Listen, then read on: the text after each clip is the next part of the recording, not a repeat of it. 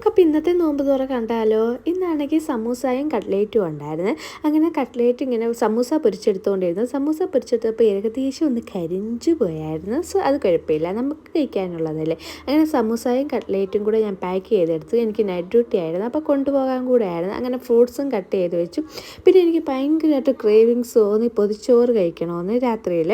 അങ്ങനെ ഡ്യൂട്ടിക്ക് പോകാൻ വേണ്ടി പൊതിച്ചോറ് കെട്ടാൻ പോയി ഇലയും വെട്ടിക്കൊണ്ടു. അതിൻ്റെ ഇടയ്ക്ക് നിറച്ച് ടാങ്ക് വേണമെന്ന് പറഞ്ഞ് തുളുമ്പി ഞാൻ ടാങ്കും ഉമ്മയെ കൊണ്ട് ഉണ്ടാക്കിപ്പിച്ചു. അങ്ങനെ അത് എടുത്തുകൊണ്ട് പോയി. അത് കഴിഞ്ഞിട്ട് പൊതിച്ചോറ് കേട്ടാൽ ഫസ്റ്റ് ആണെങ്കിൽ ചേറ് വിളമ്പി ചക്കക്കുരു മെഴുക്കുവരട്ടി 2 മീൻ വറുത്തത്, പിന്നെ അച്ചാറ്, പിന്നെ ആണെങ്കിൽ ചമ്മന്തി, പിന്നെ ആണെങ്കിൽ മീൻ തോരനും ഉണ്ടായിരുന്നു.